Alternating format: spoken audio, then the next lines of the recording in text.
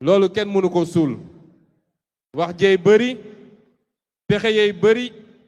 waaye lu ñu def rek mu yokk doole Pastef parce que Pastef c'est plus qu'un parti politique, c'est une idée mouvante, c'est une doctrine, c'est une conviction forte qui bat dans le cœur de millions de Sénégalais, de la majorité des Sénégalais, mais qui aujourd'hui transcende les frontières du Sénégal pour battre dans les cœurs de millions d'Africains. C'est ça Pastef. moo tax kenn mënu koo pexel coori pexe yi bëri waaye kenn mënul fexe ba suul Pastef. Pastef c'est le don de soi pour la patrie. moo tax lii ngeen def mennum Pastef moo ko mën ci géewu Sénégal. lii ngeen def néew na ko mën a def ci géew politique Afrique wala àdduna. mbokk wi idée yooyu idée boobu ak conviction boobu tey mooy wéyal yoonam. dañu war a xam ni révolution boo gis dafa am yoon bu muy jaar. ku wax yoon nag gis léeg-léeg xam ne ci léeg-léeg nga fekk ci benn obstacle léeg-léeg sax nga fekk ci loo xam ne faw nga wiiri génnaat fa nga bëgg a génn waaye li am solo mooy à la fin du voyage que l'objectif soit atteint. Et nous sommes dans ce voyage. kon damay njëkk a gërëm vous me permettrez avant tout de remercier tous nos hôtes étrangers dont certains sont encore à Dakar, certains sont ici dans ce stade, de les remercier d'avoir fait le déplacement pour venir répondre à l'appel de Pastef. C'est des partis frères, des partis amis avec lesquels Pastef noue une relation qu'on voudrait étendre progressivement dans tous les pays d'Afrique pour que le courant de pensée que nous incarnons, un courant de pensée souverainiste, patriotique, qui n'est pas exclusif des autres, mais qui pense d'abord aux intérêts du Sénégal et aux intérêts de chacun de nos pays, que ce courant de pensée puisse prospérer, s'aimer et se répartir dans tout le continent. Chers représentants de vos partis respectifs, permettez-moi au nom de Pastef, dont vous voyez une illustration aujourd'hui, de vous dire merci et de vous souhaiter un bon retour chez vous. bi ma pare ñooñu ma gërëm l'ensemble du peuple sénégalais parce que politique dafa am parti politique ak ñi ca bokk ñi fi nekk ñépp waa Pastef lañu waaye am ñoo xam ne du ñu jënd carte politique du ñu jënd carte parti politique bokkuñu ci parti waaye seen xol mën na faral parti boobu wala leader boobu loolu la ñuy wax sympathisant. ñoom ñépp ñu ngi leen di boole di leen gërëm di leen jaajëfal ndax seen taxawaay bokk na ci li tey pexe bu ñu sos jëmale ko ci Pastef mu na sax. ma teg ci nag sama jàmbaar yi sama jaar yoo xam ne Sénégal amul seen fay man mi di wax ak yow awma seen fay mooy les militantes et les militants de Pastef que vous êtes. dama bëgg ngeen tàccu seen bopp ngeen tàccu seen ndax seen taxawaay moo réhabilité la politique au Sénégal. demoon nañu ba ñépp ñàkk yaakaar ci politique koo wax mu ne la politique buñ ma joxul du ma def ndax politicien jaru ko buñ ma joxul du ma génn balaa may déplacé wu nañ ma jox 2500 ak t-shirt ak lu demee noonu. waaye yéen ci seen taxawaay yéen a jëmmalaat politique ñu xam ni engagement politique c'est s'engager pour soi-même parce que c'est pour s'engager pour sa nation, c'est s'engager pour son peuple, c'est s'engager pour son avenir et l'avenir de ses enfants, de ses petits-enfants. man damay anorgueilliru saa su ne dellu sant yàlla ne li ma am ci militant fii ci Pastef te nag yéen a ma boole gaay ya yéen militant Pastef yéen a ma boole gaay yi li ma gaay yi iñaane du man sama jëmu bopp de waaye qualité militant yi ñu yàlla jox moom la ñu iñaane coow li yépp leen la léeg-léeg sax ma ne est-ce que de temps en temps bu ñu xewlee du ma leen abal quelques militants Pastef ngir ñu may ma jàmm tuuti yéen yéenay problème bi kon ñu ngi leen di féliciter vous les militants Pastef commencez ko par les 533 sections communales yi nga xam ne teew si nañu ñoo jox congrès bi sa forme institutionnelle bawoo ci fépp ci Sénégal ak les cellules yi nga xam ne ñooyu diaspora bi ñoom laay jiital ci ngërëm gi di leen féliciter teg ci nag mboolem seen militants yi coordination départementale yi section communale yi les cellules dans tous les quartiers dans tous les villages du Sénégal ñi nga xam ne ñoo nekk au niveau central le bureau politique le conseil national le COMEX les secrétariats ñoom ñépp seen taxawaay rafet na c'est vous qui faites Pastef c'est vous qui faites la fierté de Pastef kon ñu ngi leen di gërëm waaye di yokk ngërëm gi nag ci bi ngeen jëlee seen confiance teg ko ci suñu jëmm gu néew gi maa ngi leen di remercier te xam ni je mesure pleinement du caagee ne rek parti bi biñ ko créé ba léegi man maa ko jiite woon que lii dafa waroon doon formalité déedéet ndénkaane la ci yàlla wax ndénkaane du lu tuuti moo tax li ngeen def démb à l'unanimité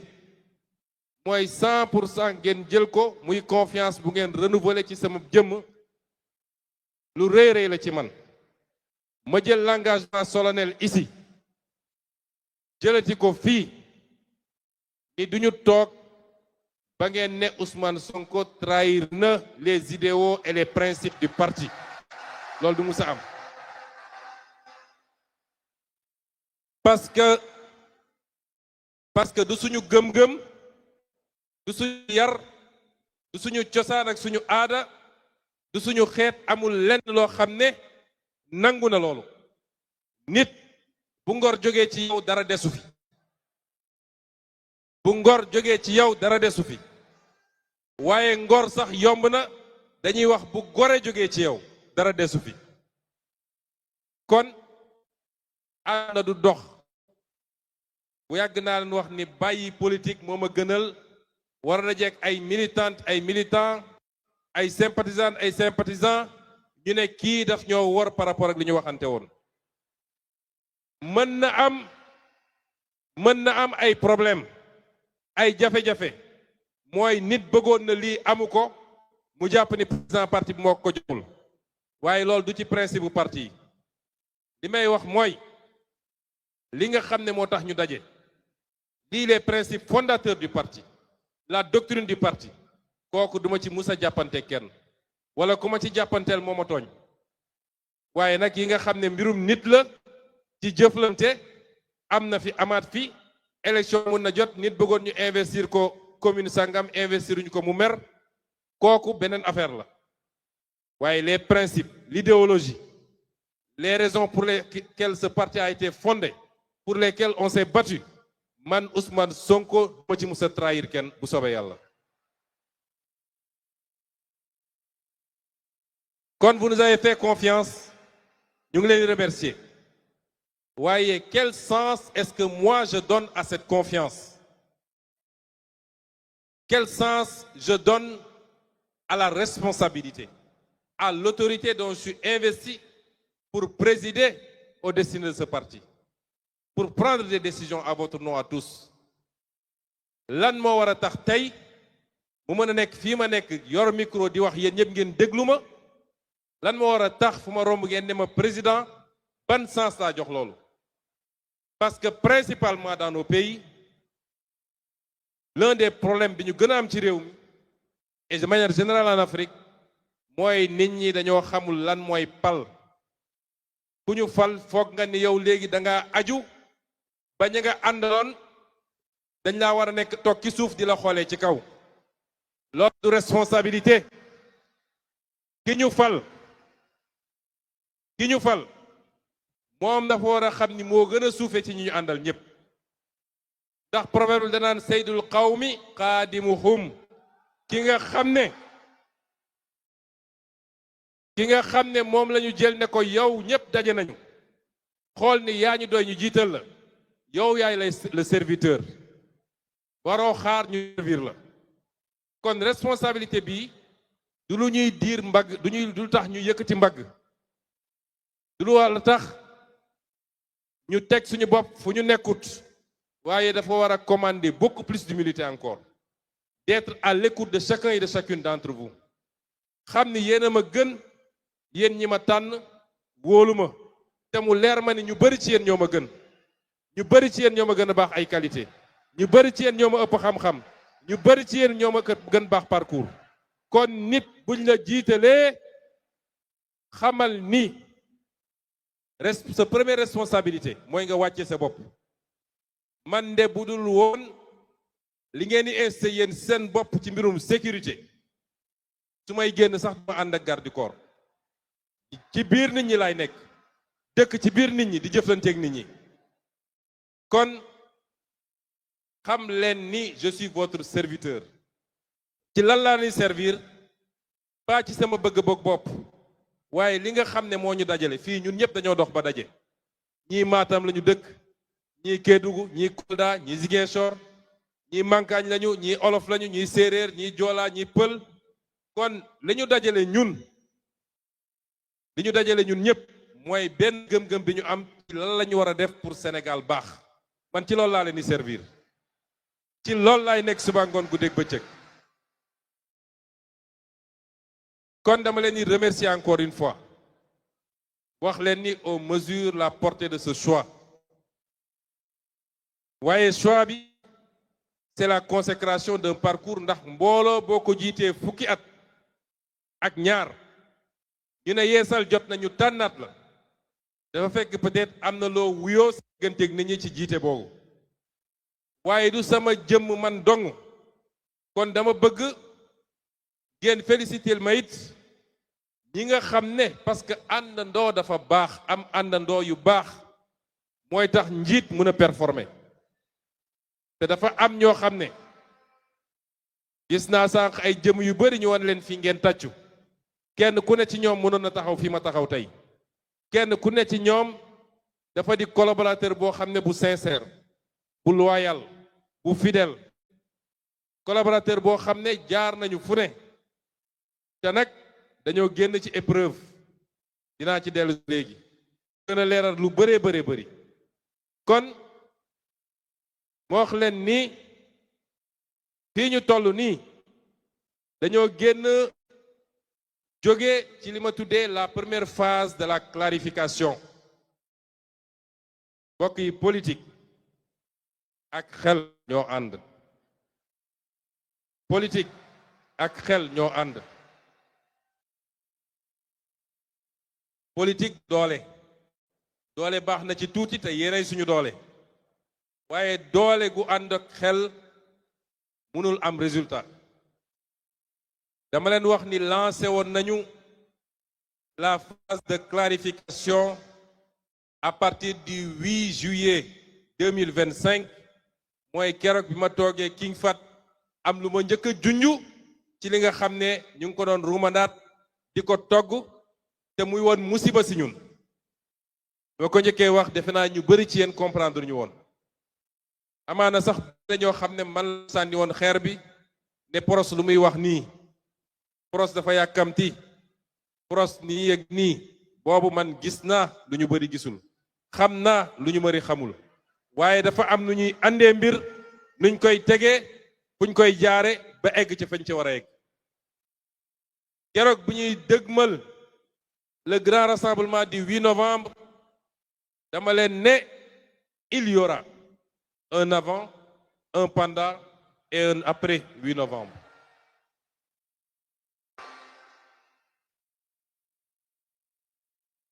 mbokk yi est-ce que seede ngeen yéen ñëpp tey jii ni il y a eu un avant un pendant et un après 8 novembre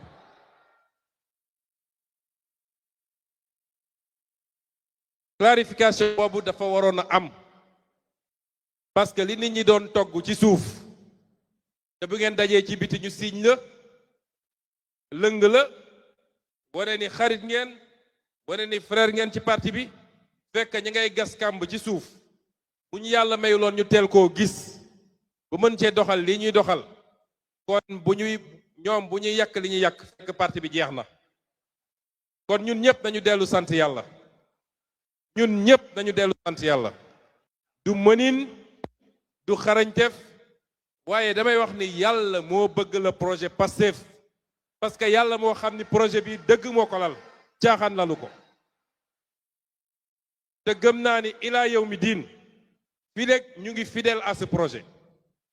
fii rek projet bi ñu ngi koy jàppee jaamu yàlla fii rek projet bi ñu ngi koy jàppee don de soi pour la patrie lu waay sumb mu wëlbati ko këpp ci yow du suñu mënin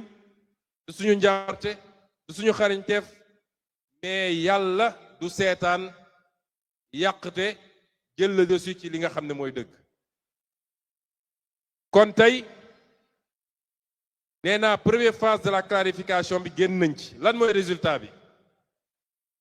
bi mooy bëri na ci ñun wala ñun ñëpp sax waaye bëri na ci sénégalais yi mais partout en Afrique et dans le monde man li may jot ci ay messages ay témoignages ba ci ay kilifa yoo xam ne chef d'État la bëri na ñoo xam ne am nañu surprise bëri na ñoo xam ne am nañu déception waaye man awma surprise awma déception damay wax alhamdulillah parce que nag bëri émotion la te c'est normal dama wax léegi politique c'est avant tout la raison c'est la raison avant le cœur ñun nag patriote dañoo xaw a émotif yenn saay te dinaa ci dellu si dañoo xaw a émotif rawatina nag lépp lu xaw a laal pros gars yi xaw a am nuñ ko jàppee mais yàlla buy defar day mel ni ku yàq man keroog dama sant yàlla parce que dama jàpp ni li ma doon ñaan yàlla ci clarification am naa ko bugguma woon dara yàqu nag su ma sañoon yaakaar bi kenn ku ne ci ñun amoon ba ñuy ji nguur gi en 2024 yaakaar googu continuer way waaye ni mu doxee nii mënoon na doxee nu ko gën a garaaw fuuf kon dañuy sant yàlla kon sur le plan politique clarification am na Pastef est resté Pastef. Pastef est plus Pastef que jamais. Pastef en sort pour être la plus grande formation politique bu doon 54 la ñu woon tey ñu ngi 75 loolu mooy réalité bi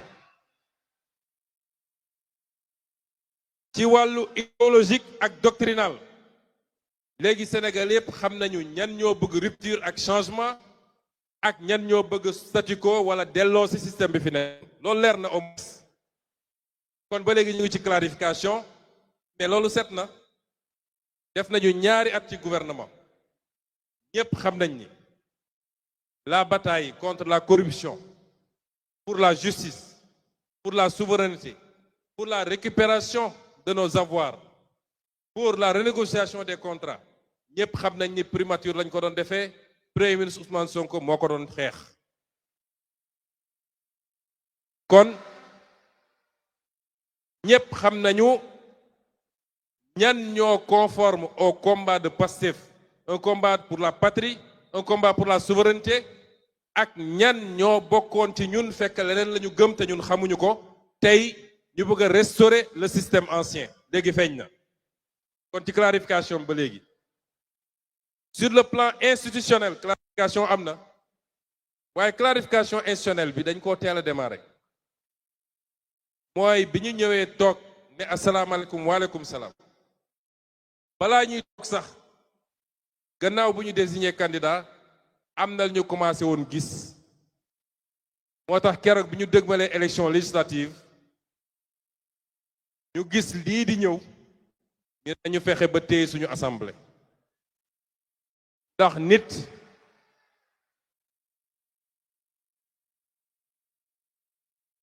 ñu ne nañu fexe ba téye suñu assemblée ay suñu téewuloon assemblée bi ci jamono ji ay bu ñu loolu rëccoon ñu ne kon yàkkale dafa am fu mu yem yàkkale dafa am fu mu yem lu ko may rek nga fanaane fande yow ak sa njaboot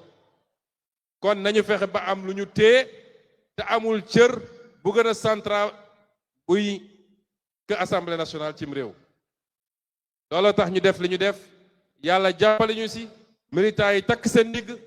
ñu wëraat Sénégal yàlla jox ñu lii mu ñu jox kon assemblée bi tey bokk na ci clarification bi nga xam ne door nañ ko fekk coow amagul kon clarification institutionnelle am na ñu dox nag ba léegi camp yi leer na ku nekk taxaw fi nga taxaw ba bëgg a wax sénégalais yi nit ñi nga xam ne ñooy les marchands des crises ñi nga xam ne crise dañuy dunde crise moo tax ñuy jot ay financement crise moo tax ñuy dund crise moo tax ñu mën leen recevoir palais kuy génn yóbbaale sab enveloppe ñooñ ñoo bëgg a gëmloo sénégalais ni crise am na crise amu fi il n'y a aucune crise institutionnelle au Sénégal il n'y a pas de crise configuration politique bi am Sénégal yàgg na am fene ci àdduna te bal tàkkul coow amul c'est le peuple qui a choisi le peuple a choisi de confier la présidence de la République à quelqu'un même bu dee ñun ñëpp xam nañ fi ko yàlla jaarale waaye c'est le peuple qui a choisi et le même peuple aux mêmes proportions et pour un résultat plus déterminant a choisi de confier l'Assemblée nationale à quelqu'un d'autre ou à un autre. kon ban crise moo fi mën a am constitution ak loi yi ne lii mooy cëru exécutif lii mooy cëru législatif ku nekk war a doxal li ngay doxal yemale ko ci loolu mu yem ci waaw réew yu mel ni France bi mu amee cohabitation mu am ñu yor législatif ñeneen yor exécutif da ku ñu parti est-ce que dañoo xeex kon crise amu fi bis mu ne ñu koy def seen titre crise au sommet de l'État déedéet ñàkk déggoo entre ay nit ak ay courant politique am na et ni l'État du Sénégal ni les institutions ni l'État du Sénégal ni ses institutions ni sa sécurité ni sa stabilité ne sont aujourd'hui benn problème amul ci réew mi kon ñi ngi dànkaafu parce que complot yi ñu musalal yépp ñu ngi koy jaarale foofu booy crise am na il faut que def li moo tax ñu ruumandaat li ñuy ruumandaat di ko bëgg a jaarale ci ay institutions yu am vocation judiciaire wala atte li ma bëgg a wax nit ñi ce pays a assez souffert des complots et des combines ce pays a assez souffert des complots et des combines te booy seet ñi koy def dañ leen di lim bariwuñu sur 17 millions de Sénégalais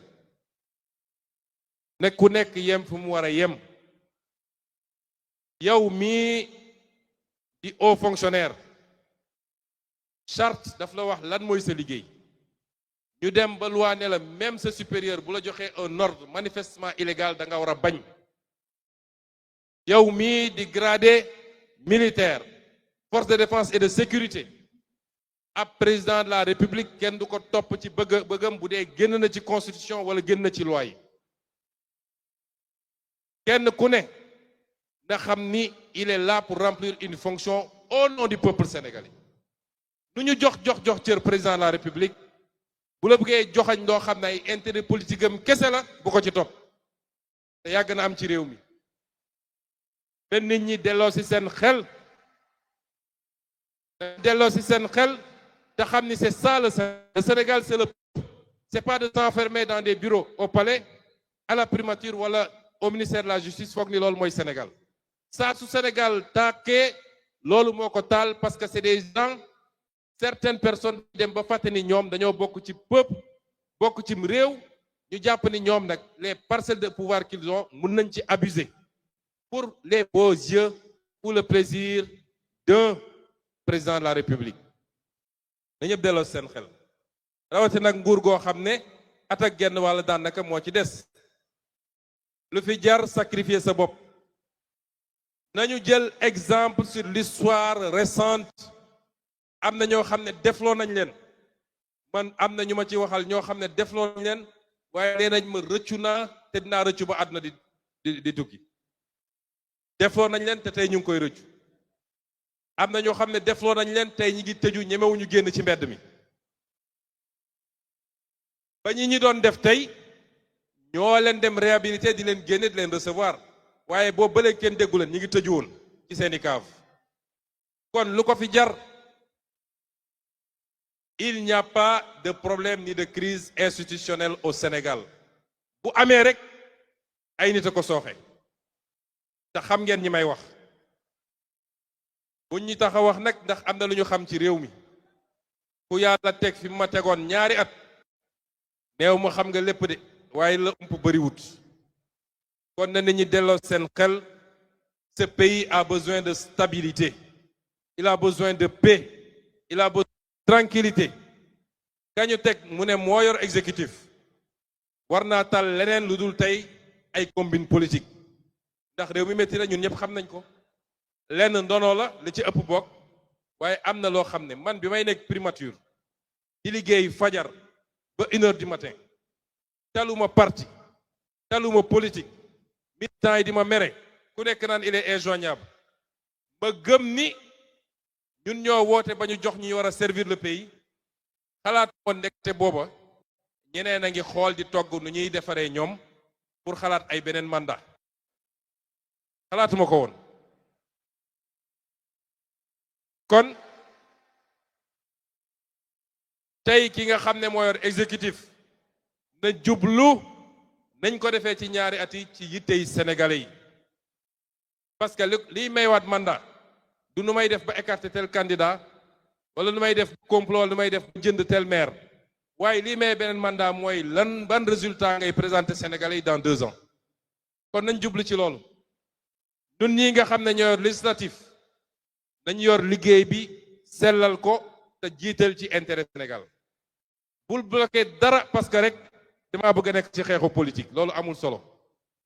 lu ñu fa andi luy njëriñu Sénégal suñu responsabilité mooy ñu jàllale ko nu mu gën a rafete kenn ku ne na def li mu war a def réew mi jëm kanam dans 2 ans et demi sénégalais yi tànn si et que cette fois-ci ñu créer toutes les conditions pour que les Sénégalais puissent choisir. Il est temps que les Sénégalais choisissent. Depuis longtemps, les Sénégalais n'ont pas. Depuis longtemps. ab peuple boo xam ñëpp jàpp nañu li ëpp ci peuple kii la bëgg nga ne kooku dama ko bàyyi fu mu taxawee ci kanam peuple bi ñu choisir ko loolu dafa war a jeex Sénégal. Nun Pastef amul adversaire bu ñu ragal. ku nekk Sénégal ak ku nekk bitim réew dañu ñëw ñëpp teg seen candidature élection yi jaar yoon de manière transparente ku ci wóolu boppam mu ñëw samp ndëndëm au soir de l'élection ñu ne kan moo gagné te ñun xam nañ ni incha allah Pastef lay doon kon loolu rek la moo fi nekk. kon pare nañu deuxième phase de clarification. Première phase de clarification ñu war a jublu nag ci deuxième bi mooy la clarification électorale ndax ñi ngi dëgmal élection locale en janvier 2027 incha allah dëgmal élection présidentielle en février 2029 incha allah kon li may ñaan les militants et les militantes d'abord ma def benn précision Pastef du d'accord report élection locale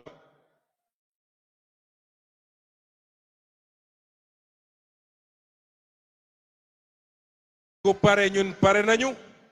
ku parewul ñun pare nañu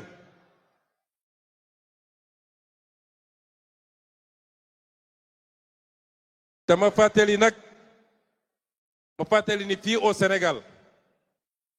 kenn mënu fee reporter élection te jaarale ko Assemblée nationale ñu voter une loi d'habilitation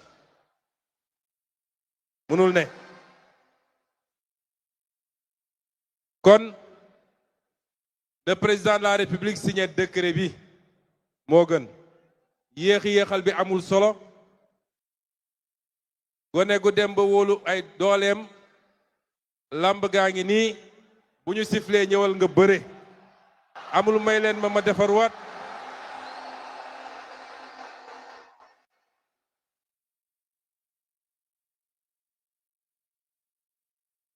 amul may leen ma entraîné waat amul dama fàtte sama gàllaaj amul sëriñ bi nee na ma moom bëre rek sëgg ñu bëre benn yoon mu jeex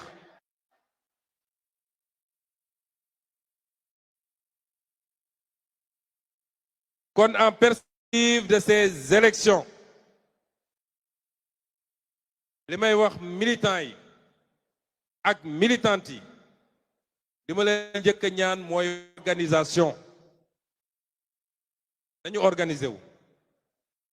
dañu dellu si ci esprit Pastef amaana bëri nañu fi nekk ak ñu nekkat feneen kenn ku ne jàpp na ni sama gox man maa war a nekk le prochain maire jarul xëccoo démb valider nañu la charte des élections nañu ànd ak jiital l'intérêt du parti muy benn nekk maire ce n'est ni le début ni la fin d'une vie man nekkoon naa maire nit mun nga bàyyil sa morom yàlla ubbil la lu ëpp maire fuuf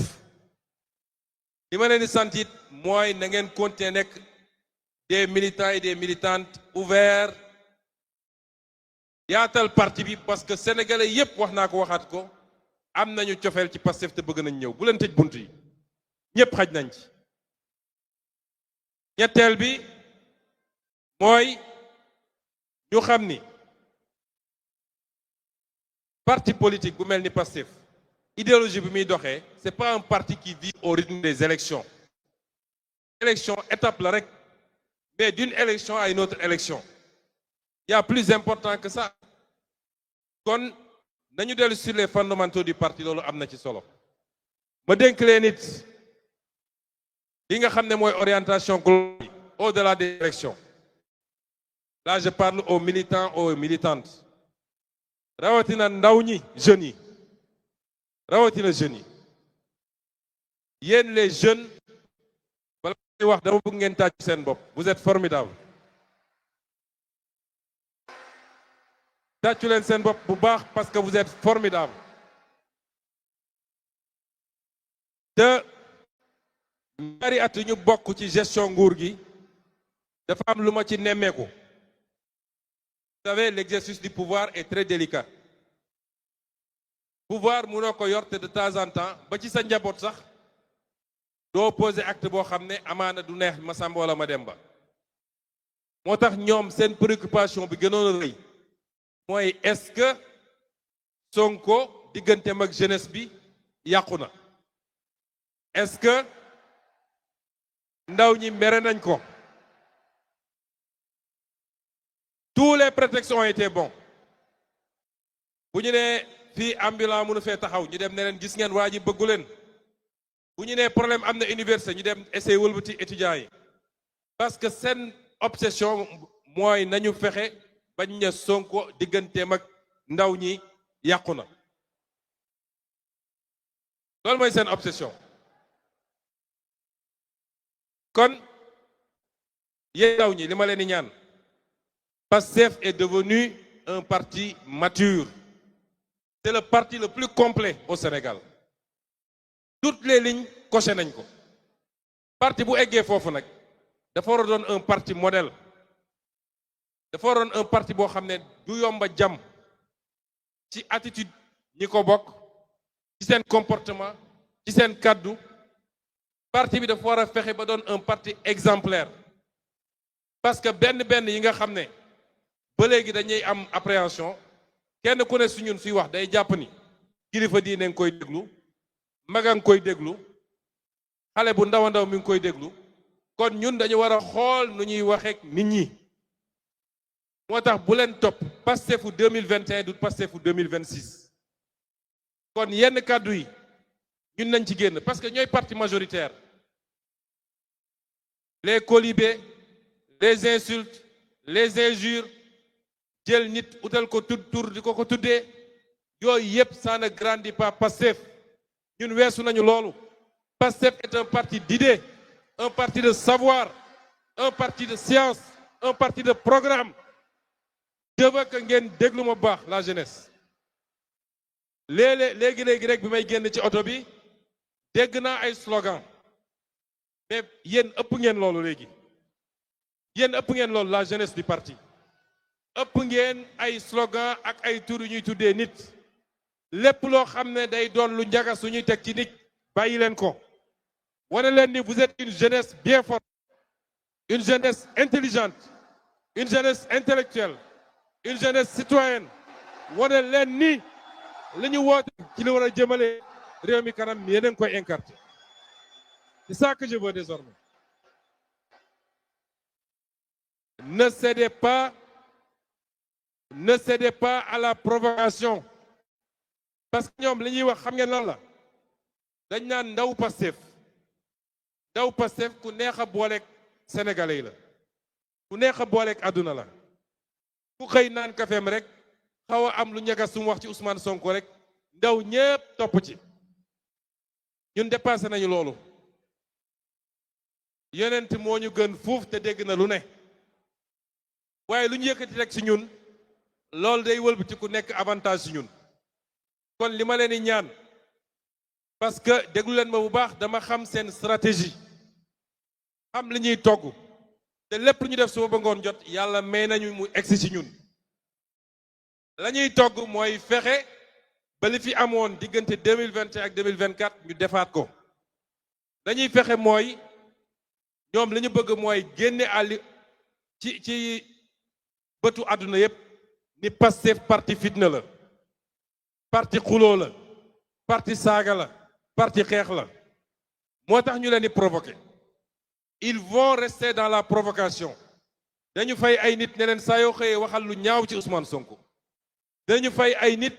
ne leen provoquer leen bu ko defee xale Pastef bu réagir ñu ne dem leen jàpp ko parce que moo wax diw lii moo wax diw lale Pastef moo mag loolu ne tombez pas dans ce piège li ma leen sant mooy rester dans le travail de massification rester dans le travail d'éveil des consciences sillonner le pays dugg leen ci village yi dugg leen ci gare routière yi dugg leen ci école yi ci université yi parce que loolu mooy dëgëral parti bi li ma leen sant j'ai sorti 2 ou 3 instructions ku xam parti bi xam dañoo bëgg a changer complètement bu génne naa instruction ne leen 1 million de cartes de membres démb lancé nañu placement carte de membre yi bëgg naa ñu am lu ëpp 1 million fuuf jël leen carte de membre yi les Sénégalais vous attendent ils demandent ces cartes de membres là dem leen ngeen placé ko nee nañ leen dañoo bëgg ngeen taxawal 10 000 cellules à travers le Sénégal à travers les 553 communes à travers les villages dem leen ngeen taxawal cellules yooyu ñoom amuñu potentiel bi ñu am ñoom ndaw topp leen intellectuel topp leen diaspora topp leen lenn la ñu am mooy dem fay ay nit ñu toog ci presse bi di wax bàyyi leen foofu ñuy wax dugg leen yeggali le travail parce que en 2029 ñun bëgguñu 54% de bëgguñu 56% de bëgguñu 60% de 2029 à cette heure-ci bëgg naa ñu ne 70% minimum loolu liggéey la donc sortez de ça bu leen tombeeti ci seen piège ku wax bàyyi leen ko ci wax ku wax bàyyi leen ko ci waxam xam nga alquran dafa ne wa ida xaatamahul jaahiluuna qaalu saama ndax xuloo ñaar koy def ñaar mooy def xuloo alquran bi muy wax nitu yàlla yu baax yi daf ci boole waa jaahil nag bu dee ci diine mooy ku gëmul waaye mun nañ ko jël ci àdduna mooy ku xamul ñi nga xam ne nag xamuñu mënuñu kenn dégluwu leen kenn topp leen kooku bu ñëwee di tongoo nee ko salaam man awma sa jot ndax ñun ñoo takk càq bi ñun waa Pastef dama bëgg ngeen xam ni mbir mi bu yàqoo rek ñun la yàqul Pastef ñoom nag dañoo toll ci suñu mënul lekk ci cere gi dañu fexe ba xajamal ko dañ ci sotti suuf bu leen topp ci loolu j'insiste beaucoup sur ça parce que ça me fait très mal chaque jour su ma xëyee ñu ne jàpp nañu tel militant de Pastef parce que wax na lu mu warut a wax ñaata yoon laa leen wax ni jaru ko ça n'apporte rien à la cause et au combat da ca des lu tuuti la nañu muñ te jublu ci liggéey bi 10 000 cellules à travers le pays 1 million de cartes de membres waaye leneen lu ma leen di sant da ngeen bindu te inciter les jeunes ñu bindu ci liste électorale yi bindu leen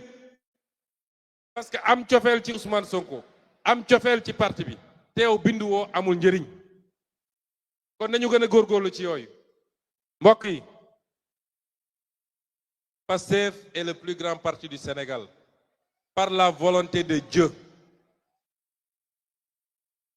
lii ñu toll ni yépp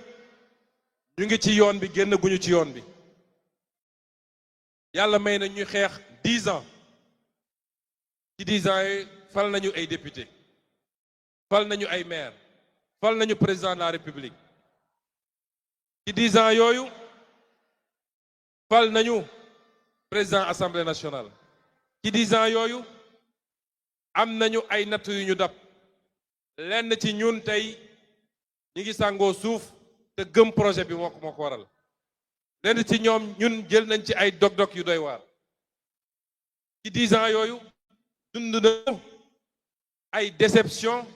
yoo xam ne liggéey nañu ba def nit kilifa moo xam maire moo xam député moo xam président mbir mi dox ñu gis ci safaan ak lu ñu yaakaaroon waaye nag bu am recul tuuti seet loolu yépp boo ko dajalee dafa gën a dooleel Pastef dafa yokk Pastef te expérience boo xam ne li tubaab naan un tri naturel tey ci bii épreuve ñu mujjee dund le tri naturel a été fait te nañu sant yàlla bu dee sur les millions et des millions de Pastefiens ña nga xam ne tey rocceeku nañ dañ leen di compter bëriwuñu kon Pastef a et incarne la confiance des Sénégalais. Pastef est un modèle pour l'Afrique et pour le monde. Quand on est à ce niveau, il faut mériter son rang. Et c'est pourquoi j'insiste enfin sur la formation. On a des militants extraordinaires. waaye ñun ñëpp commencé ko ci man dañoo soxla formation. Formation ci tenue, formation ci comportement, formation ci xam lan mooy dëgg-dëgg programme parti bi, formation pour xam lan mooy fi ñu dëgmal ak fi ñu jëm, formation pour xam naka la ñu war a comporter wu en tant que citoyen. Et c'est pourquoi j'insiste depuis quelques jours sur la formation. Et quand les programmes vont être lancés, bëgg naa chacun et chacune d'entre vous bu leen daw programme formation yi inscrire leen même les formations en ligne inscrire leen parce que loolu may ñuy permettre 2029 bu ñu yeggee fi ñu bëgg a yegg ñu am suffisamment de compétences d'expertise dans le parti pour mën a yeggale liggéey bi ñu war a def. Est-ce que may ngeen ma loolu? Est-ce que d'accord nañ ci loolu? kon ñu ngi leen di gërëm di leen sant di leen gërëm di leen sant leen wax ni nag ñun dañoo yeewi ñun ak yéen désormais weer wu ne semaine bu ne ak suñuy programme politique. Le PROS est de retour parmi vous et le Sénégal va trembler parce que réew mi ñun ñoo ko moom politiquement ñu gërëm leen sant.